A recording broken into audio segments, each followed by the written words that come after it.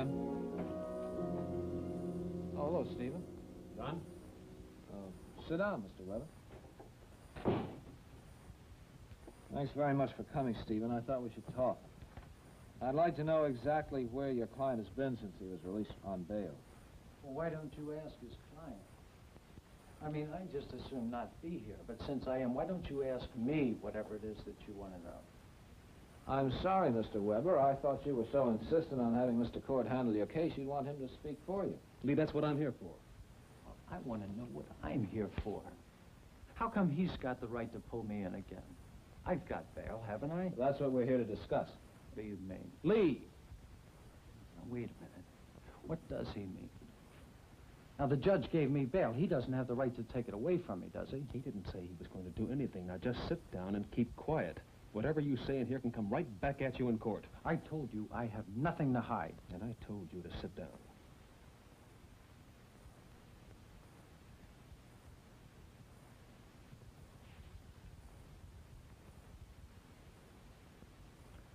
All right, John. My client has a record of harassing Allison McKenzie. Is that what's on your mind? Exactly. And you think he may have had something to do with her disappearance? Well, let's say it wouldn't come as a surprise. Are you prepared to make a charge? No. Then I don't see any reason for my client to make a statement. Well, I do. Now, I'm tired of being blamed for things that I have nothing to do with.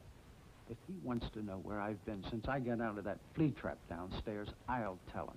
I don't want you to make a statement, Lee. Do you understand? There are no charges against you. Oh, yeah. Well, you take a look at him. He's already decided that I've messed up that Allison McKenzie chick somehow. He's got a king-size picture of me pushing her off a bluff, like he thinks I shoved your sister. Well, I'm not interested in dying, counselor. In the way I see it, the way he's thinking right now. Well, it doesn't make me look like a good risk for an insurance policy, does it? Neither will putting your own head on a block. Now, listen, Lee, legally, you don't... I know my legal rights. I can read the papers. I can read his mind. And I'm going to straighten him out. Now, you want to know where I went when I left here. Okay. When I left that jail, I went home. I tore my motorcycle down because I had to think. And when I'm using my hands, I think better. So I tore the whole motor down, cleaned it, set the timing, and I took it out on the old beach road and I tested it. What time was that? I don't know, later in the afternoon. Can anybody corroborate your story, Mr. Weber? Only one person, John. Allison McKenzie.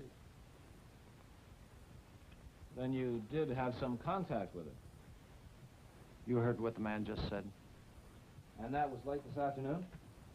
No, earlier this evening. When you drove out on the old beach road, did you expect to see Allison McKenzie? Look, when he got me out on bail, he told me not to look for any trouble. And believe me, I didn't even try to look for any. The only thing I expected to see down there were seagulls and sand crabs. But you did see Allison McKenzie? Yeah, on the wharf, on the way back. Look, why do you have to act like you're dragging everything out of me? I told you I'd tell you the whole story. He only had a brief conversation with her, John. No threats, just a conversation. Oh, did you just happen to be on the wharf, too?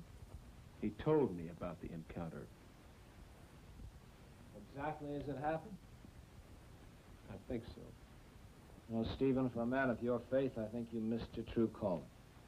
Hey, doesn't my telling you all this buy me anything in your eyes? I mean, why would I talk about it at all if I had done something to her? Well, the court here doesn't seem to think you would. Well, I wouldn't. Now, I didn't do anything to her. I just tried to talk to her for a few seconds, but she didn't make any sense. She acted like she was high on something. You know what I mean? Mr. Weber, I'm not really interested in your interpretation of Allison McKenzie's state of mind. What I am interested in is your version of your movements from the time you were released from this jail. My version? You're not going to believe anything I tell you, are you? You're wrong, Mr. Weber. I believe you did see Allison McKenzie. Now, listen. I told you the truth. I didn't touch that busy dame. I didn't like her, but I didn't do anything to her. You say you didn't like her. Is there any particular reason you use the past tense? Well, I'm not a college professor. I didn't even graduate from high school. So I don't know what tense I used. All I know is that I am telling you the truth. I'll tell you what I'm going to do. I'm going to demand a bail hearing right now. You asked me to tell you about it, and I told you. Judge Boysen's been working late. I'll ask him if he can see us. Fowler? Shut up, Lee.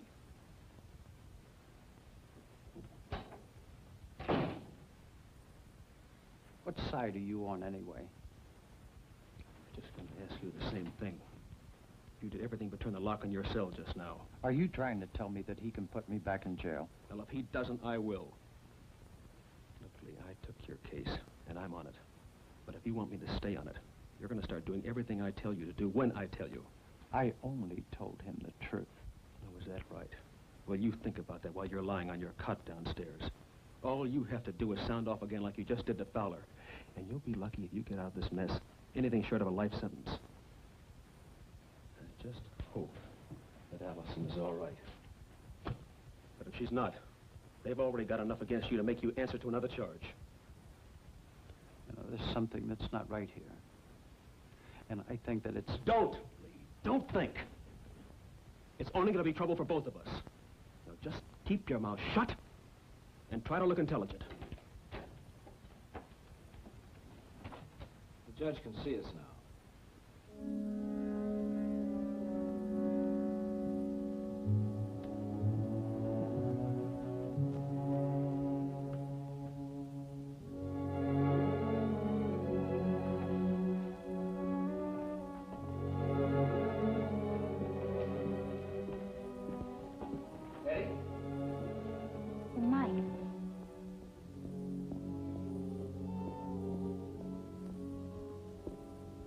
I was just on my way inside.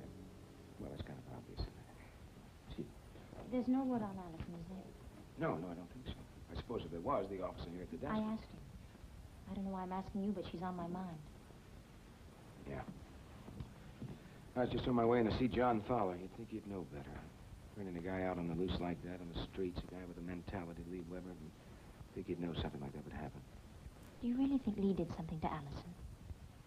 Well, ever since your husband volunteered to defend him, I think he believes anything he can do, he can get away with. Stephen told me you were upset that he accepted the case. Upset? Look, does Stephen really think Lee Weber's innocent? Does he? Mike, please try to understand Stephen. I can't. I don't know that kind of understanding isn't in me, that's all. I'm sorry. You and Stephen have been such good friends. I know. And if Ann were alive today, we'd just be one big happy family. Just one big happy family. Well, if I find out anything about Allison, I'll let you know. Mike, I've been thinking. If I'd have just said something to Allison when I saw her on the square, maybe she wouldn't be missing now. I would have seen if she were upset or afraid. But I didn't say anything to her.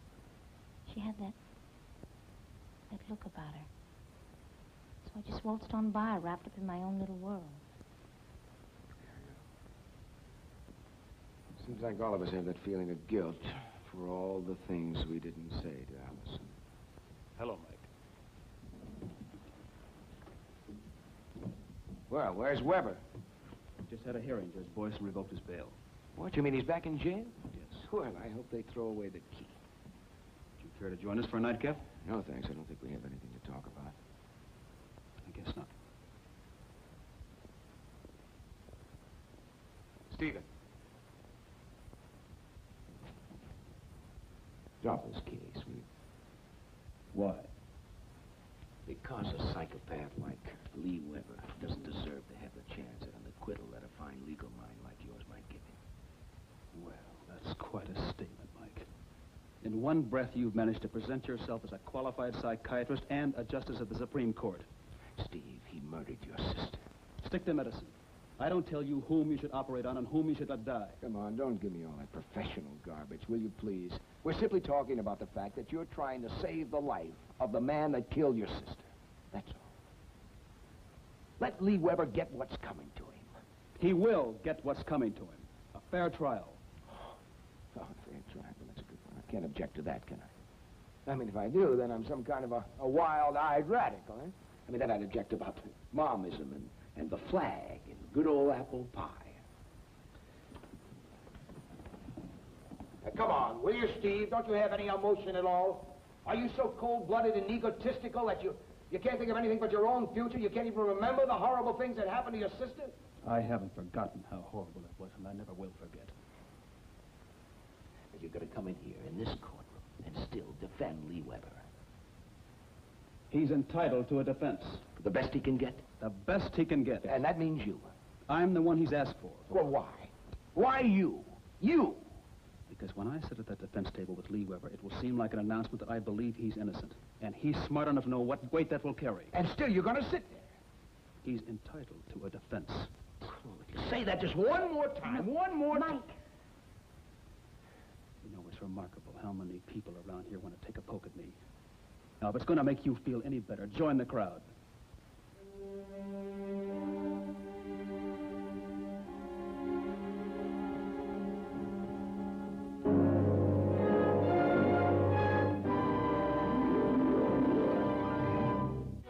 Preview from the continuing story of Peyton Place. The game is over, Sandy. Tell me the truth. I don't want to talk about it. What do you want me to do? Push you around, treat you like he did? Is that the only thing you understand? I'm not interested in his statement. I've got to face him. You can read his statement, Elliot, and that's all. The first step on that rocky road of connection is your visit to the wharf. Today and I.